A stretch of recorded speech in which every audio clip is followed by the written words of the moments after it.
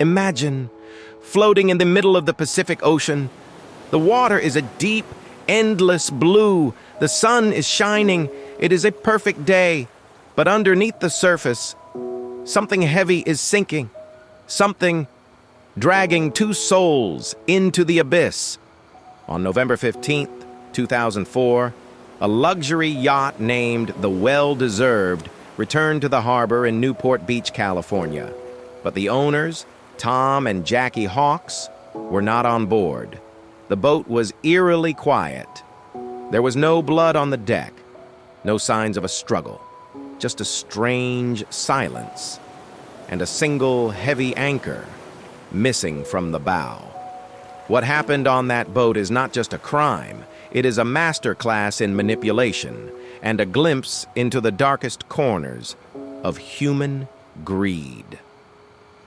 This is the story of a retired couple who wanted to live a dream, and a failed child actor who turned into a monster. Tom and Jackie Hawks were the kind of people who did everything right.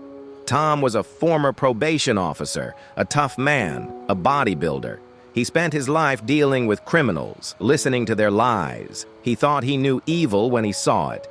Jackie was the heart of the family, kind, trusting, and excited for the future. They had worked hard for 50 years to reach this moment, retirement. They sold their house, bought a 55-foot yacht, and spent 2 years sailing the Gulf of California.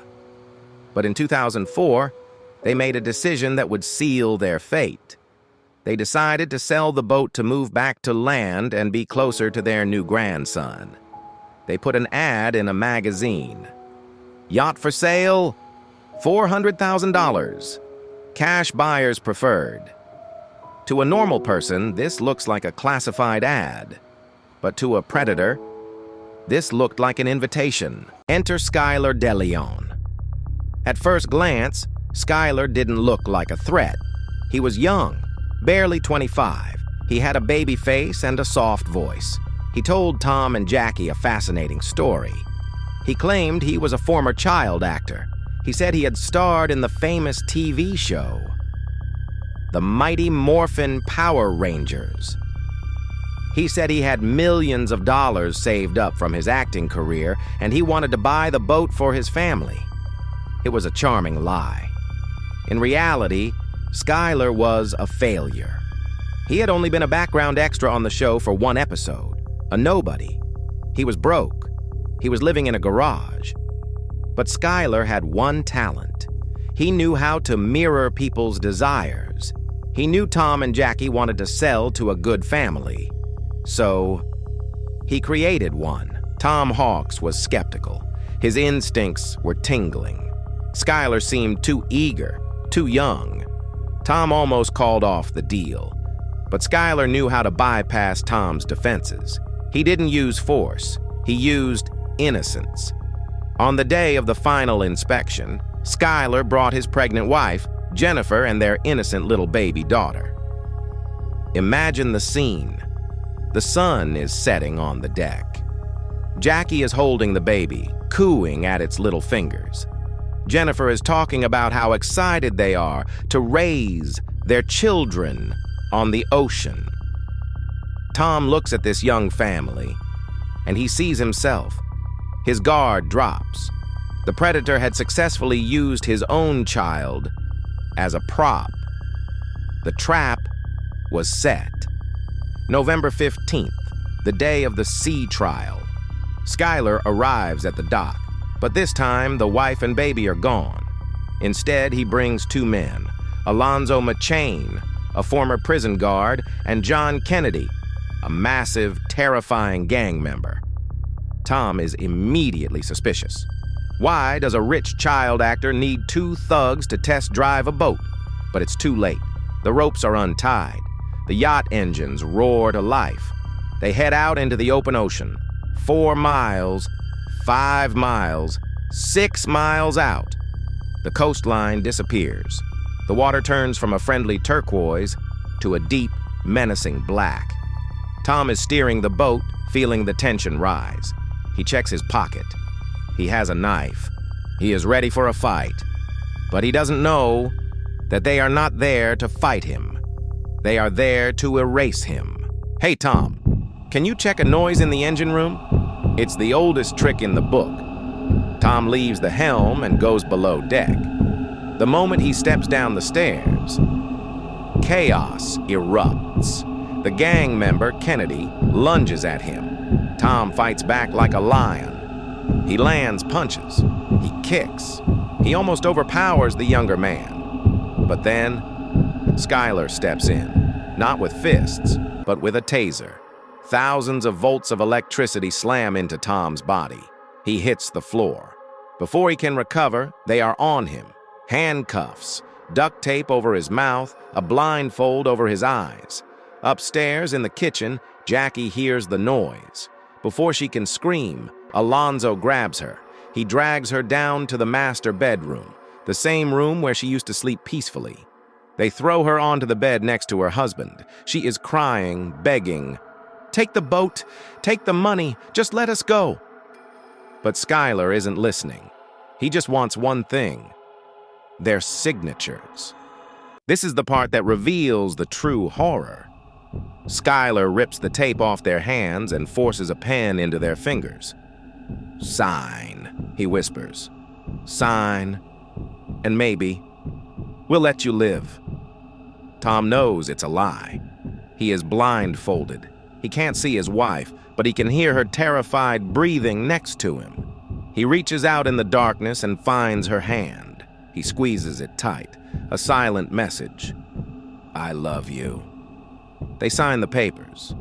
But Jackie, in a moment of desperate brilliance, makes a mistake on purpose. She misspells her last name. She creates a clue, a final message to the world that this signature was forced. Skylar grabs the papers. He smiles. He has what he came for. Now, they are just loose ends. Skylar gives the order. "Get the anchor." Not just any weight. The boat's primary anchor. 65 pounds of solid steel. They drag Tom and Jackie up to the deck. The wind is cold. They can't see, but they can hear. They hear the heavy clanking of the metal chain. They feel the cold iron being wrapped around their ankles. Alonzo handcuffs them together, husband and wife, bound for eternity. They drag them to the edge of the swim platform. The water is inches below their feet. This is the moment of absolute terror. Tom turns his face towards the sound of Skylar's voice. He doesn't beg. Even in the dark, he refuses to give the monster the satisfaction of seeing him break. Skylar doesn't hesitate. He pushes the heavy anchor over the side. Splash! The anchor hits the water. It sinks fast. The chain runs out, rattling against the deck. Faster and faster, Tom and Jackie brace themselves. And then, the jerk. The chain goes taut. They are ripped from the deck. They hit the water hard. The cold shock knocks the air out of their lungs. But they don't float. The anchor is pulling them down. 5 feet, 10 feet, 20 feet. The light from the surface fades away. The pressure builds. They are holding their breath, holding each other's hands. They are alive, conscious, sinking into the black void. Eventually, the lungs burn. The reflexes take over. They gasp for air, but inhale only water. And in the darkness of the Pacific, the Hawks family ends. Above the surface, Skylar Deleon turns the boat around and opens a beer. The plan was almost perfect. Skylar thought the ocean would keep his secret forever, but he made mistakes. Arrogant mistakes. When Tom's brother reported them missing, police questioned Skylar. He played the confused buyer. He said they drove off to Mexico, but police found their car parked down the street. Then they found the camera. Skylar had kept the Hawks' video camera. When police played the tape, they saw footage of the Hawks smiling. And then, abruptly, the footage cut to Skylar and his wife laughing at a party. He had taped over their memories. Finally, Alonzo cracked.